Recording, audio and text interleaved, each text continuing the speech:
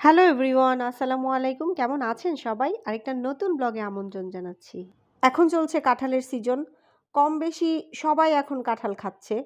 সাথে, সাথে তার বিচিটাও সংরক্ষণ করে রাখছে। কাঁঠাল কেউ খেতে ভালোবাসুক আর নাই বাসুক, কাঁঠালের বিচিকে কিন্তু খুবই ভালোবাসে সবাই। বিশেষ করে ঘরের গৃহিণী আছে যারা, তারা তো এটাকে অমূল্য সম্পদ মনে করে। আমিও তাদের ব্যতিক্রম না। আমারও কাঁঠালের বিচি অনেক পছন্দের জিনিস। আমিও এটা সারা বছর সংরক্ষণ করে খেতে পছন্দ করি। এটা দিয়ে মাংস দিয়ে, সবজি দিয়ে, শুটকি দিয়ে, ভর্তা করে নানানভাবে খাওয়া যায়, এটা আপনারা জানেন। তবে আমি শুধু আজকে কাঁঠালের বিচির ভর্তা বানাবো এরকমটা না। আমি সাথে আজকে একটু বাদামের ভর্তাও বানাবো। যেহেতু অনেক দিন হয়ে গেছে আমি বাদামের ভর্তা খাই না। আর এই বাদামের ভর্তা আমার খুবই পছন্দের একটা খাবার। আমি খেতে খুব ভালোবাসি।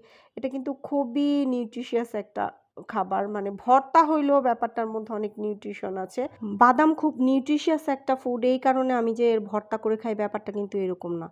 একে তো ভর্তা খেতে আমার ভালো লাগে, তার উপর হচ্ছে এটা খুব টেস্টি একটা খাবার লাগে আমার কাছে, এর জন্য আমি খাই। তো সে যাই, আজকে আমি পাটাপুতা দিয়ে এই ভর্তাটা বানানোর চেষ্টা করেছিলাম। আমি ২ টা ভর্তাই করতে চাইছিলাম। কিন্তু আমার পাটাপুতা এত ছোট যে এটার মধ্যে আসলে ভর্তা আটানো অনেকটুকু একটু ডিফিকাল্ট হয়ে যায়। তো আমি খুব কষ্টে পিষ্টে গিয়ে শুধু কাঁঠালের বিচির ভর্তাটাই বানাতে পেরেছি। আর অন্য ভর্তা আমি বানাতে পারি নাই। বাদামের ভর্তাটা আমি করতে পারি নাই। আর এই পাটটার মধ্যে আমার আসলে খুব যে কিছু করা হয় ওইরকম না। শুধুমাত্র এই কারণেই পাটা-পুতাটা আমাকে চেঞ্জ করতে হবে, এই জিনিসটা আমি মাথায় আনিও না। আমার খুব একটা প্রয়োজনও মনে হয় না। তো যাই হোক, আমি বাকি যেই বাদামগুলো ছিল সেগুলোর ভর্তাটা ব্লেন্ডারেই করব। আর ব্লেন্ডারে করলেও যে খেতে খুব খারাপ লাগে কিংবা স্বাদের খুব ডিফারেন্স হয়ে যায় ব্যাপারটা তা না। খেতে ভালোই লাগে এবং খুব বেশি একটা অন্যরকম লাগে না।